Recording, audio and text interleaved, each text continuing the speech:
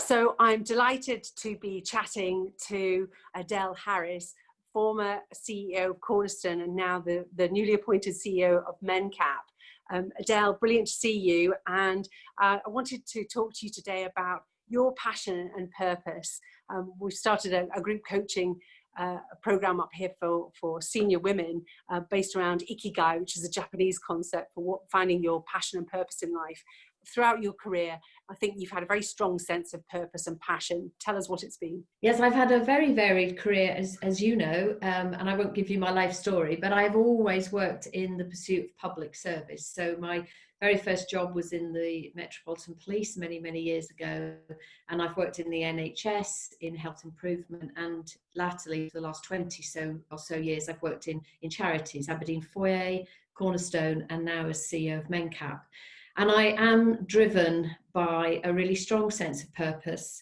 I know we all want to make a difference in our lives, but I don't just personally want to make a difference. I want to use the talents I've been given and the opportunities that I've been given in my career to really try and change the system to make the UK the best place to live if you have a learning disability in particular, because learning disability is one of my passions, both personally and professionally. I want people with a learning disability to be included, listened to, valued, and treated just the same as everybody else and have all the same opportunities. But broader than that, I just want to make, as we probably all do, but make the world a much better place if you are disadvantaged, particularly by disability. You talk about opportunities for people with disabilities, and I think you've been very motivated and driven to create your own opportunities over the time that I've known you. You know, we've all heard that story where a woman will look at the job description, and if there's 10 things on there that you have to be able to do and you can only do 9, you don't apply, whereas the same man will look at the job description and he can only do 6 and he will apply. So, you know, there was that whole thing in my early career about being a woman and trying to juggle family and work. But I was given a great piece of advice, which was, you know, if you are ambitious and you want to get on, then someone is not going to find you. So you have to make yourself visible. So I've actively worked on my network. And then when opportunities have come my way, I have grasped them with open arms. So for example, getting the opportunity to be the president of Aberdeen and Grampian Chamber of Commerce, first woman to do that in 160 something years, but also the first person in the whole British Chambers network from the third sector. So I have always tried to make myself visible, but I've always got my mother's voice in my ears, which is, you know, don't get above yourself and, you know, don't be a show off. So I always try and balance the, you know, the ego with the opportunity and the ambition. But when you talk about network, because I think that's a great point, and through the coaching program, it's about encouraging women to expand their network. And in order to perhaps achieve a non-executive role or an executive role, then that networking is really important. So how do you do that effectively? You know, I've been reaching out to other people, genuinely trying to always be collaborative and work in partnership rather than in competition, particularly in our sector. But our relationship's a good example. Goodness knows the first time we met, but it's, you know, you meet people, you have a genuine interest in what they do and their business or their passion and their purpose. And over time, those relationships, particularly if they're based on the principles of honesty and trust and help and vulnerability, then they come good. They stand, you know, the test of time, like our own personal friendships do. And so for any job I've had, I've always made an effort to attend events, to say yes to speaking engagements, but always with that purpose to spread the word about what we do and hope we can encourage more people to support us. You have spoken internationally, haven't you? Yes, I've had some great opportunities. One of the best things that ever happened to me in my career was I was invited to the Ben & Jerry's Global Ice Cream Conference in, well, twice actually, once in New Orleans and once in Mexico, with my work at Aberdeen Foyer, where we ran a Ben & Jerry's shop in Aberdeen to provide employment for homeless young people. And just recently I was in Stockholm speaking about the innovative work that I led at Cornerstone. And of course, I had a visit to the ABBA Museum while I was there.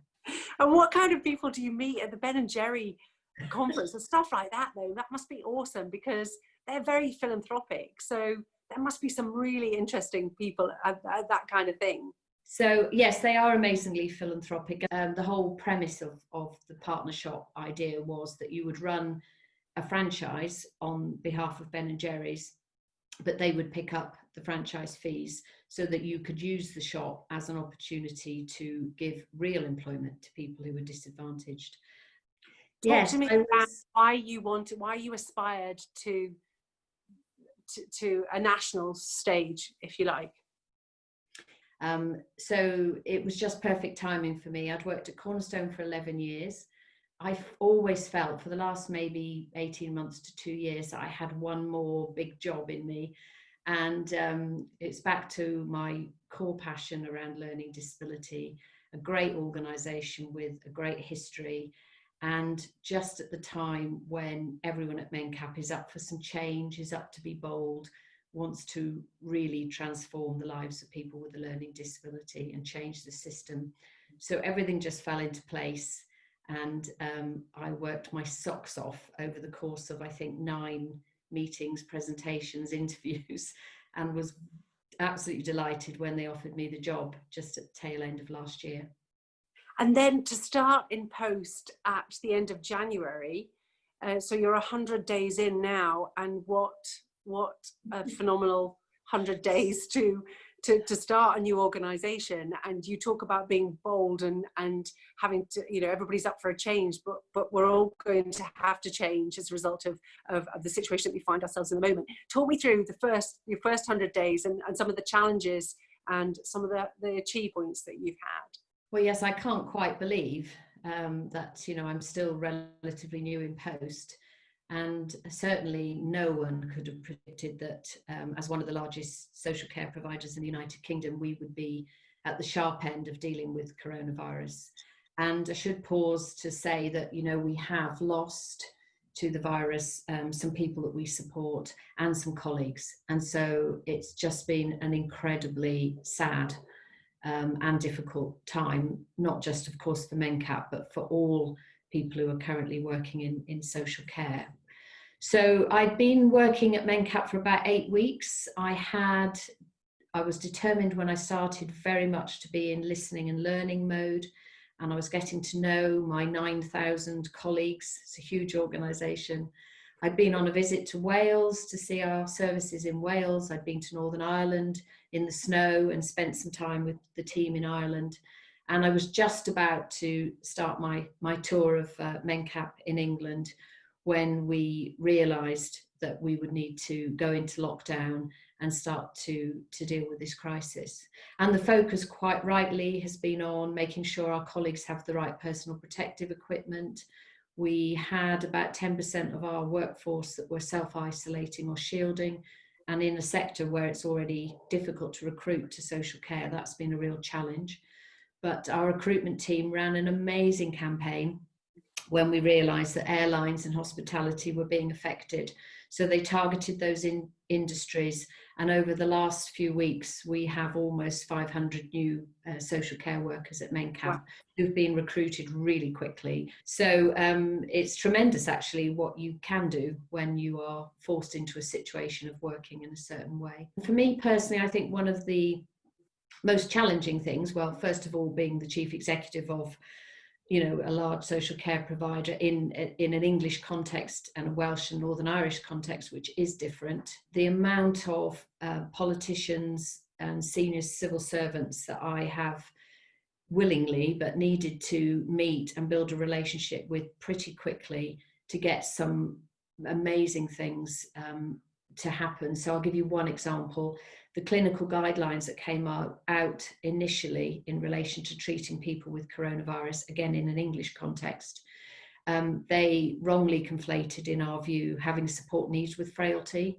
And there was also issuing of blanket do not attempt resuscitation letters to people with a learning disability. And we had to really quickly lobby and campaign and fight and get access to people like the Care Minister and others to get that changed. And I'm really pleased to say that we managed to do that. So I've really been thrown in at the deep end. And one minute, you know, I'm on BBC Woman's Hour being interviewed about coronavirus and its impact on people with a learning disability. The next minute I'm talking to Keir Starmer on a Zoom call, and Liz Kendall, the Shadow Health Minister. I'm talking to the Deputy Chief Medical Officer.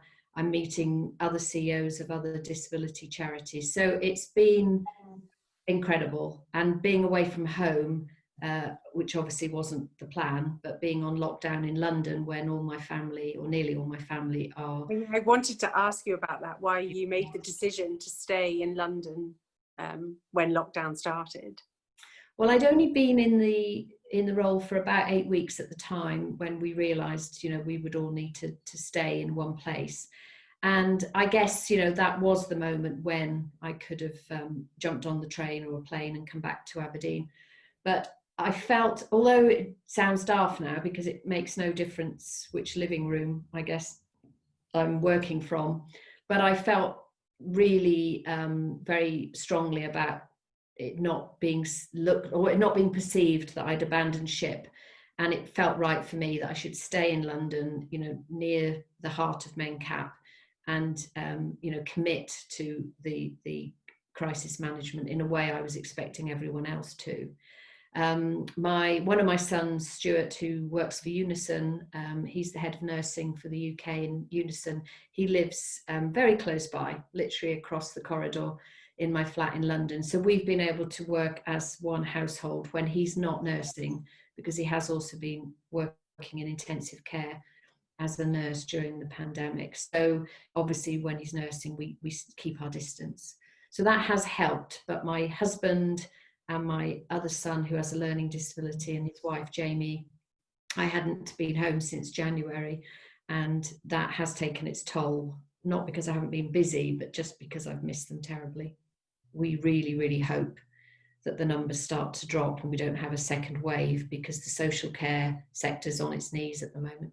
You talked about how you've obviously revolutionized the recruitment process and applied technology to that. And all businesses are looking to, if not pivot, to implement technology and to change the way that we're working. But you're obviously relatively new in post, and you've got aspirations and vision for the organization. What are they, and how, I hate to keep talking about it, but how will COVID-19, how will it affect those plans? It will undoubtedly. When I was appointed, I think I said a moment ago, there's a real appetite to think about, you know, what Mencap can be in the future. Not because anything's wrong. It's a wonderful organisation with a great history, but there is some modernisation required, and we do have this amazing opportunity to, you know, do even more and to make lives brilliant for people with a learning disability in the UK. And so someone told me a quote the other day, which I love. I can't give you the name of the person who wrote it, but it's during a storm, don't just build shelters, build windmills. Sorry, I didn't say that very well. But the point being, you know, don't just put your head down and deal with the crisis that's in front of you, but continue to look to the future. So that's what we've been doing. So just before lockdown, I'd taken 10 colleagues, we're now affectionately known as the Essex 10. We went away self-catering in Essex for a few days to get to know each other better and to start working on the new strategy and the new vision for the future. We had a board meeting last week where we got the green light for the direction of travel and our vision for the future. We want the UK to be the best place to live a happy and healthy life if you have a learning disability. And we want Royal Mencap Society, through collaboration and partnerships, to provide that vital spark to enable that to happen.